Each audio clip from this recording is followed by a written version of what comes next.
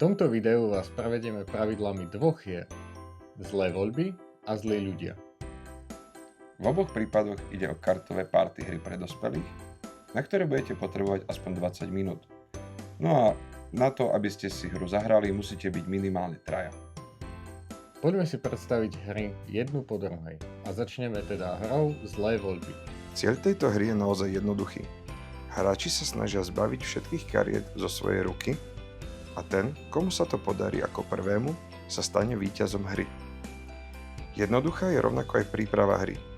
Jediné, čo potrebujete pred začiatkom hry urobiť, je rozdať každému hráčovi 6 kariet lícom nadol a ostatné karty umiestniť do stredu stola tiež lícom nadol. To bude váš doberací balíček. Začínajúcim hráčom bude osoba po ľavici od hráča, ktorý prišiel ku stolu ako posledný. Vyberie si jednu z kariet so zlými voľbami zo svojej ruky a zvolí si hráča, na ktorého ju použije. Cieľom hráča, ktorý kladie otázky, je vybrať si niekoho, o kom si myslí, že na otázku odpovie áno. Ak zvolený hráč odpovie áno, hráč, ktorý sa pýtal, odhodí svoju kartu na odhadovací balíček, avšak ak bude odpoveď nie, hráč, ktorý sa pýtal, si kartu ponechá. Či už bola odpoveď áno alebo nie, ťah hráča, ktorý kladol otázku, skončil a na rade je ďalší hráč v smere hodinových ručičiek. Takto sa hráči striedajú, kým sa jeden z hráčov nezbaví všetkých kariet. Táto hra má len niekoľko pravidiel. Odpovedajte iba áno alebo nie. Odpovedať musíte pravdivo. Počas svojho ťahu sa môžete pýtať iba na jednu kartu.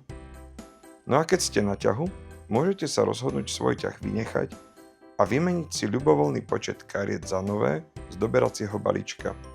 Tie nechcené samozrejme odhodíte na odhadzovací balíček. Teraz si ukážeme, aké typy kariet sa v hre nachádzajú. Karty s otázkou sme si už predstavili.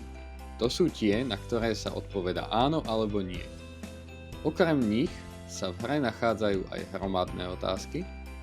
Pri nich hráč položí otázku všetkým ostatným hráčom a karty sa zbaví len vtedy, ak väčšina hráčov odpovie áno. Ak väčšina odpovie nie, hráč, ktorý otázku položil, síce kartu odhodí, ale miesto nej si musí potiahnuť novú kartu. Ďalším typom karty je karta Nehráš.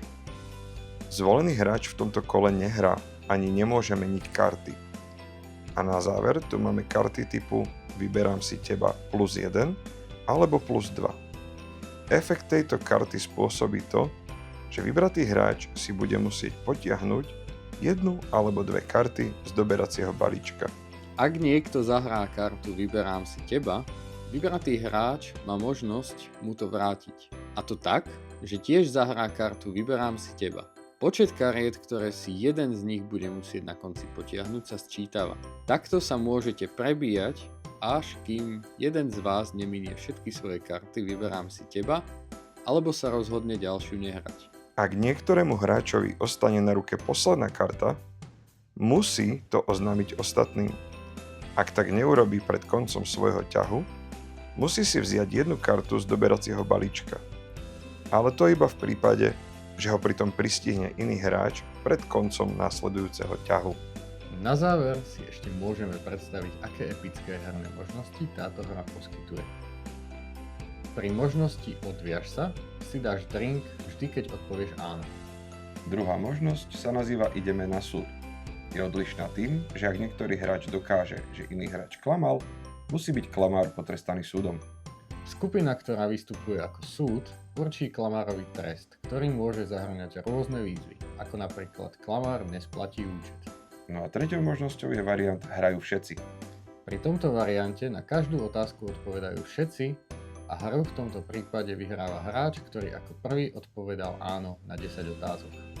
To by bolo všetko ku hre Zlé voľby. No a teraz sa pozrieme, ako sa hrá naša druhá hra Zlí ľudia. Cieľom hry Zlí ľudia je byť prvým hráčom, ktorý získa 7 bodov. Aby sme sa na hru pripravili, najskôr do stredu stola umiestnime všetky sivé karty, karty identity. A každý z hráčov si vyberie jednu. Túto kartu si pred sebou hráči nechajú lícom nahor počas celej hry. Ostatné karty identít odložíme do krabičky, už ich nebudeme potrebovať. Následne každému z hráčov rozdáme po jednej čiernej hlasovacej karte s identitami všetkých hráčov, vrátane svojej vlastnej a jednu zelenú stávkovú kartu. Už iba zamiešame balíček bielých kariet, teda kariet otázok, a ten umiestnime na stôl lícom dole. Prípravu hry máme za sebou a ide sa hrať. Ten, kto prišiel ako posledný, sa stáva diktátorom. A teda začína hru. Diktátor si z balíčka otázok vytiahne vrchnú kartu a nahlas ju prečíta. Diktátor hlasuje tak, že si tajne vyberie jedného z hráčov a umiestni pred seba lícom nadol svoju hlasovaciu kartu s obrázkom identity tohto hráča. Pozor, diktátor nesmie hlasovať sám za seba. Potom ako diktátor hlasoval, musí každý hráč tiež hlasovať tajne, a to tak, že sa pokúsi uhádnuť, za koho hlasoval diktátor. Hráči teda umiestnia svoju čiernu hlasovaciu kartu pred seba lícom nadol. Keď už všetci zahlasovali, hráči postupne otáčajú svoje hlasovacie karty, počnúc hráčom naľavo od diktátora. Diktátor svoj hlas odhalí ako posledný. Prichádza bodovanie. Pripravíme si bodovací hárok a každému hráčovi, ktorý hlasoval rovnako ako diktátor, je udelený 1 bod. Keď sa všetkým hráčom zapísali príslušné body, funkcia diktátora sa posúva hráčovi naľavo od aktuálneho diktátora a hra pokračuje ďalej. Každý z hráčov má k dispozícii aj jednu zelenú stávkovú kartu. Vo fáze hlasovania sa hráči môžu rozhodnúť túto kartu použiť. A to tak, že ju vyložia spolu so svojou hlasovacou kartou. V prípade, že nikto nehlasoval rovnako ako diktátor, 1 bod dostanú všetci hráči, ktorí hlasovali za najčastejšie zvoleného hráča. Ak by žiaden z hráčov nemal väčšinu, body v tomto kole nezíska nikto, no a diktátor žiadne body nezískava.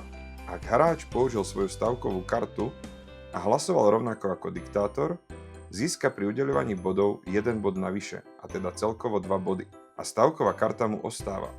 Ak sa však netrafil a hlasoval inak ako diktátor, tento hráč o svoju stávkovú kartu prichádza a do konca hry ju už nemá k dispozícii.